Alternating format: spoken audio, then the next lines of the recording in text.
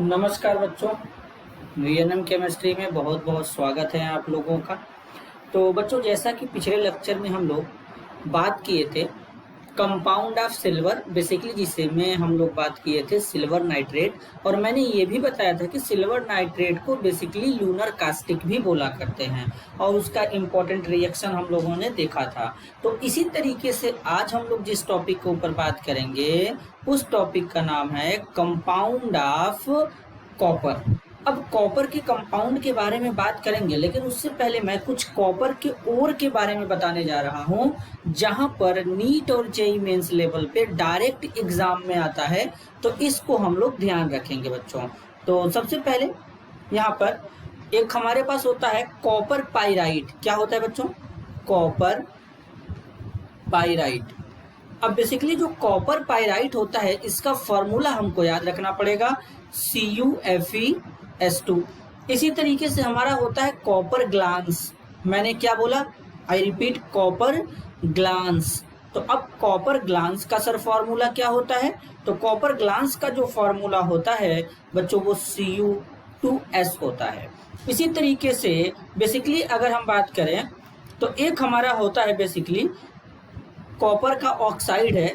Basically इसका जो colour होता है वो रेड होता है, ये भी याद रखेंगे बच्चों। और एक होता है मैलेकाइट ग्रीन। क्या मैंने बोला? Malachite green.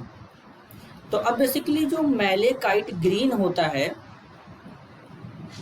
इसका होता है फॉर्मूला CuCO3.CuOH का ट्वाइस। इसी को बेसिक लेड कार्बोनेट भी कहते, सॉरी बच्चों, बेसिक कॉपर कार्बोनेट कहते हैं। तो इसी ये मैलेकाइट हो गया। तो अब मैलेकाइट में ये कलर जो होता है ग्रीन होता है, ये नीट में पूछा जा चुका है। और अगर हम लोग एजुराइट की बात करेंगे तो एजुराइट में केवल यहाँ पे 2 लग जाएगा। तो इस बात को ध्यान देंगे बच्चों। अब जरा आगे चलते हैं। नेक्स्ट बात ये है कि एक हमारा और होता है Cu2Cl2। Cu2Cl2 को हम लोग कहते हैं क्यूप्रस क्लोराइड। अब जो क्यूप्रस क्लोराइड होता है ये क्या होता है? रेड होता है। ठीक है, अब जरा थोड़े कुछ रिएक्शंस हैं उनको समझते हैं, देखते हैं। सबसे पहले हम लोग Cu2Cl2 को बनाएंगे। कैसे बनाएंगे सर? जरा ध्यान से समझेंगे। कॉपर लेंगे, कॉपर लेने के बाद हम लोग HCl लेंगे और नेसेंट ऑक्सीजन लेंगे। तो बेसिकली यहाँ पर सबसे पहले बनेगा CuCl2। क्या बनेगा? CuCl2। देन यहाँ पे क्या होगा? कॉपर है और कॉपर से हमारा Cu2Cl2 मिलेगा। ठीक है बच्चों, तो यहाँ पर इस तरीके से ये रिएक्शन होता है। तो बेसिकली यहाँ पर ये नेसेंट ऑक्सीजन होता है, बेसिकली जो ऑक्सीडाइजर का काम करता है। तो यहाँ पर Cu2Cl2 बन जाता है। ठीक है बच्चों, अब जरा नेक्स्ट बात करते हैं। अब कुछ और इम्पोर्टेंट टॉपिक के ऊपर बात करते हैं। अब जरा ध्यान से समझेंगे। अगर हमारे पास क्या है? Cu2Cl2 है। इस Cu2Cl2 पर हम क्या करेंगे? अमोनिया ऐड करेंगे। अब अमोनिया जो है NH3, ये ड्राई होगा। ड्राई का मतलब शुष्क होता है, इसमें वाटर नहीं रहेगा, सूखा रहेगा। तो CuCl2 NH3 बनेगा। लेकिन अगर हम यहीं पे जब अमोनिया ऐड करेंगे तो अमोनिया क्या होगा बच्चों? इस बार एक्वस में रहेगा। अब एक्वस का मतलब मैं आपको समझाता हूँ। एक्वस का मतलब होता है कि ये किस में रहेगा? वाटर में डिसॉल्व रहेगा। ठीक है, तो यहाँ पर जो बनेगा वो बनेगा CuNH3 का ट्वाइस Cl, ये बनेगा आपका। तो इसको हमको क्या करना है? ध्यान में रखना है।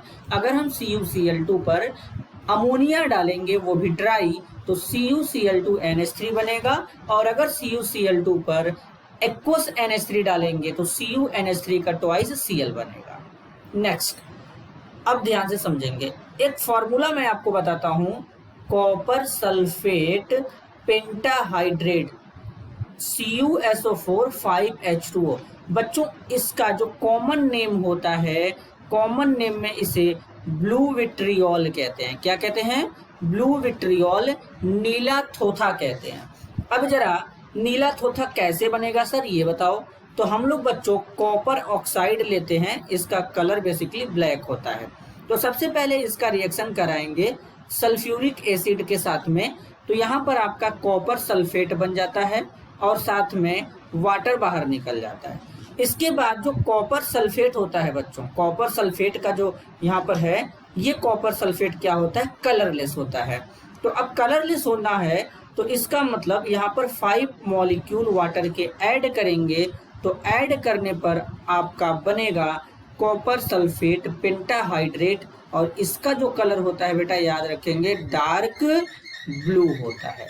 तो ये हमको यहाँ पर ध्यान देना है कि इसका जो कलर होता है वो डार्क ब्लू हुआ करता है। ठीक है, आगे चलते हैं।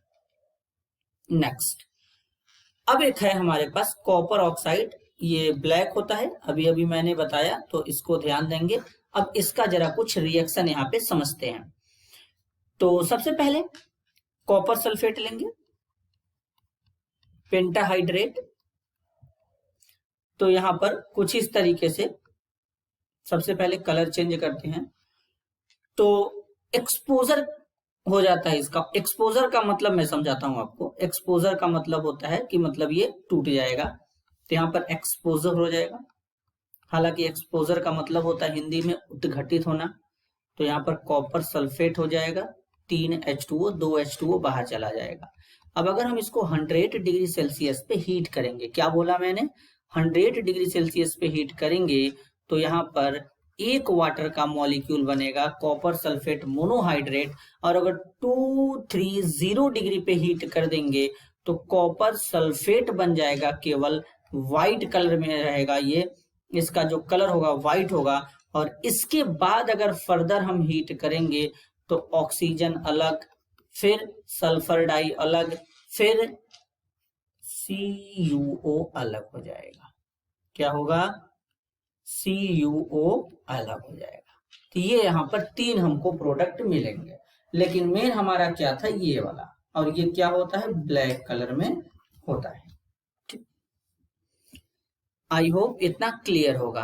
अब नेक्स्ट, इतना समझ में आ चुका होगा आप लोगों को। अब मैं कुछ इंपॉर्टेंट रिएक्शन बताऊंगा, जरा ध्यान देना।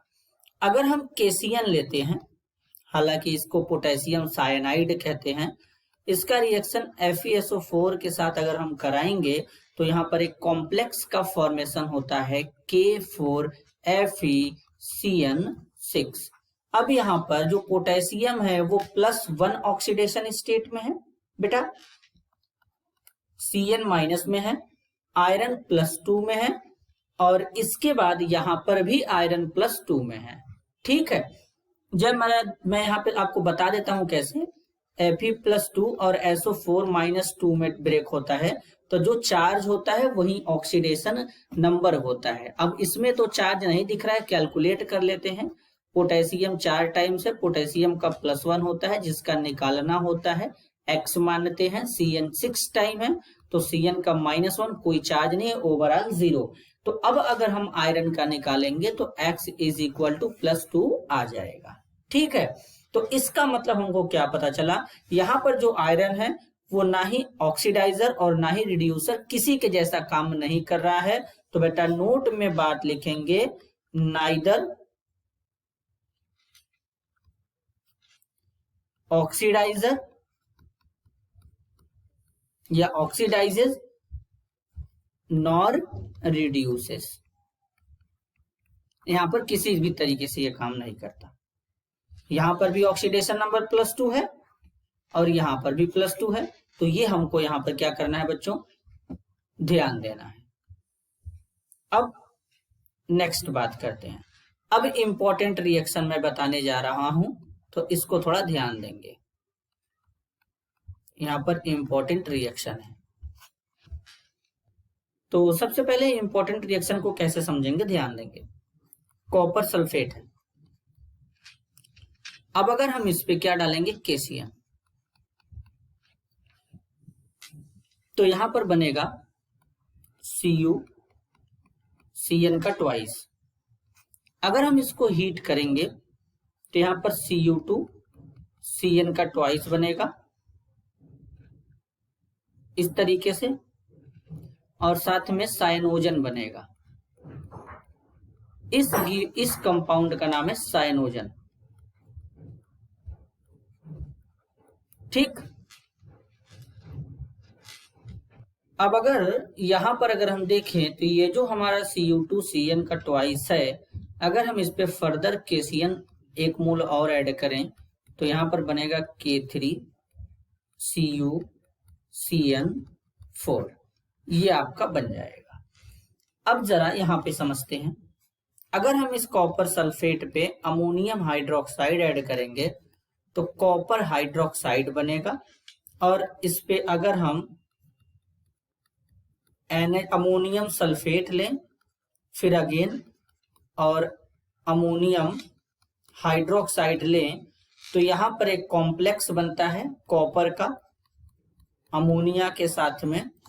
इस कॉम्प्लेक्स का नाम है टेट्राएमीन कॉपर सल्फेट। तो इसको ध्यान देना है। अब मैं आपको कुछ यहाँ पे बताना चाहता हूँ। मैं बताना ये चाहता हूँ बेटा यहाँ पे कि इसमें कॉपर +2 में है, यहाँ पर भी हमारा कॉपर +2 में है, बस कॉपर चेंज हो रहा है तो केवल यहाँ पे चेंज हो रहा है +1 में, वरना इन दोनों जगहों पे जो कॉपर है वो +2 स्टेट में प्रेजेंट है। अब +2 स्टेट का मतलब होता है ऑक्सीडेशन स्टेट। ठीक है, आगे चलते हैं। तो बेसिकली यहाँ पर जो ये KCN हम लोग यूज कर रहे हैं बेटा, यहाँ पर ये KCN यहाँ पे रिड्यूसर के जैसा काम कर रहा है, एक्टिंग एज ए रिड्यूसर। तो ये आपका कंप्लीट हो गया compound of copper. JEE NEET के लिए इतना इनफ है, पर्याप्त है। इसका नोट्स बनाइए, अच्छे से अपने नोट्स में ऐड करिए, इसको समझिए।